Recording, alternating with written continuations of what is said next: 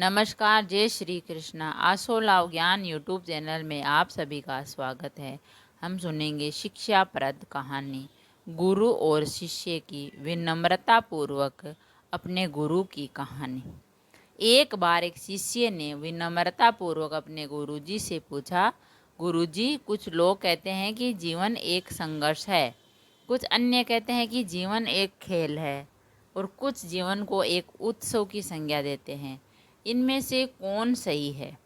गुरुजी ने तत्काल बड़े ही धैर्यपूर्वक उत्तर दिया, पुत्र, जिन्हें गुरु नहीं मिला उनके लिए जीवन एक संघर्ष है, और जिन्हें गुरु मिल गया उनका जीवन एक खेल है।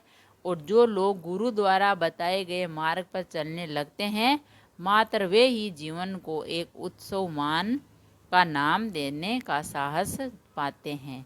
यह उत्तर सुनने के बाद भी शिष्य पूरी तरह संतुष्ट नहीं हुआ। गुरुजी को इसका आभास हो गया। वह कहने लगे, लो, तुम्हें इसी संदर्भ में एक कहानी सुनाता हूँ।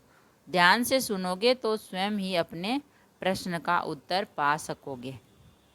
उन्होंने जो कहानी सुनाई वह इस प्रकार। एक बार की बात है, किसी गुरुकुल में 3 शिष्यों ने अपना अध्ययन संपूर्ण करने पर अपने गुरुजी से ये बताने के लिए विनती की कि उन्हें गुरु दक्षिणा में उनसे क्या चाहिए। गुरुजी पहले तो मंद मंद मुस्कुराए और फिर बड़े स्नेहपूर्वक कहने लगे, मुझे तुमसे गुरु दक्षिणा में एक थैला भर के सूखी पत्तियाँ चाहिए। ला सकोगे? वे तीनों मन ही मन बहुत प्रसन्न हुए, क्योंकि उन्हें लगा बड़ी आसानी से अपने गुरुजी की इच्छा पूरी कर सकेंगे। सूखी पत्तियों जो जंगल में सर्वत्र बिखरी रहती है, वे उत्साहपूर्वक खुशी से एक ही स्वर में बोले, जी गुरुजी, जैसी आपकी आज्ञा। वे तीनों शिष्य चलते चलते एक नज़दीकी जंगल में पहुंच गए, लेकिन ये देखकर कि वहां पर तो सूखी पत्तियां केवल एक मुट्ठी भर ही थी, उन्हें आश्चर्य का ठिकाना न रहा। वे सोच में पड़ गए कि आखिर जंगल में कौन सी सूखी पत्तियां उठाकर ले गया होगा। इतने में ही उन्हें दूर से आता हुआ कोई किसान दिखाई देता है। वे उसके पास पहुंचकर उससे विनम्रतापूर्वक याचना करते हैं और कहते हैं वह उन्हें केवल एक थैला भर सूखी पत्तियां दे दे। अब उस किसान ने उनसे क्षमायाचना करते हुए उन्हें यह बताया कि वह उनकी मदद नहीं कर सकता, क्योंकि उसने सूखी पत्तियों को ईंधन के रूप में पहले से ही उपयोग कर लिया है, जला दिया है। अब वे तीनों पास में इस बस के गांव में की ओर इस आशा में बढ़ने लगे, हो सकता है वहाँ उस गांव में कोई और सहायता करे। वहाँ पहुंचकर उन्होंने एक व्यापारी को देखा तो बड़ी उम्मीद से उससे एक थैला भर सूखी पत्तियां देने के लिए प्रार्थना की, लेकिन उन्हें फिर से एक बार निराश होना पड़ा। व्यापारी ने मना कर दिया। कुछ पैसे कमाने के लिए सूखी पत्तियों के दोने बनाकर बेच दिए मैंने तो। लेकिन उस व्यापारी ने उदारता दिखाते हुए उन्हें एक बूढ़ी माँ का पता बताया, जो सूखी पत्तियां एकत्रित किया करती थी। पर भाग्य ने यहाँ पर भी उनका साथ नहीं दिया, क्योंकि वह बूढ़ी माँ तो उन पत्तियों को अलग अलग करके कई प्रकार की औषधियाँ बनाया करती थी, तो उसने भी वो सूखी पत्तियाँ काम में ले ली।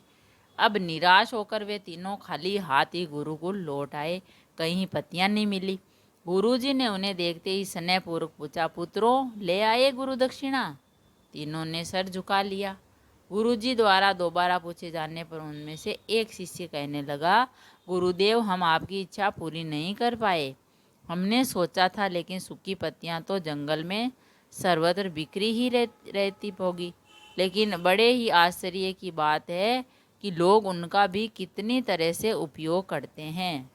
गुरुजी ने फिर पहले ही की तरह मुस्कुराते हुए प्रेमपूर्वक बोले, निराश क्यों होते हो?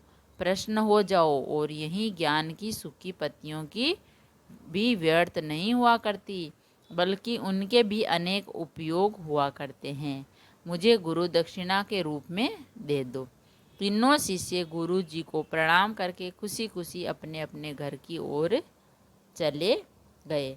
वह शिष्य जो गुरु जी की कहानी एकाग्रित होकर सुन रहा था। अचानक बड़े उत्साह से बोला, गुरुजी, अब मुझे अच्छी तरह से ज्ञात हो गया है कि आप क्या कहना चाहते हैं। आपका संकेत इस ओर है कि जब सर्वत्र सुलभ सुखी पत्तियां भी निरर्थक या बेकार नहीं होती, तो फिर हम कैसे किसी भी वस्तु या किसी व्यक्ति को छोटा और महत्वहीन मानकर उसका तिरस्कार यानी अपमान कर सकते हैं। चींटी से लेकर हाथी तक और सुई से लेकर तलवार तक सभी का अपना अपना महत्व होता है। गुरुजी भी तुरंत ही बोले, हाँ पुत्र, मेरे कहने का यही तात्पर्य है। हम जब भी किसी से मिले तो उसे यथोपयोग मान देने का भरसक प्रयास करें, ताकि आपस में स्नेह, सद्भावना और सहानुभूति एवं सहिष्णुता का विस्तार होता है। हमारा जीवन संघर्ष के बजाय उत्सव बन जाए। दूसरे यदि जीवन को एक खेल की माना है तो बेहतर यही होगा कि वह निर्विक्षेप, स्वस्थ एवं शांति प्रतियोगिता में भी भाग ले और अपने निष्पादन तथा निर्माण को ऊंचाई के शिखर पर ले जाने का अथक प्रयास करे। अब शिष्य पूरी तरह से संतुष्ट था।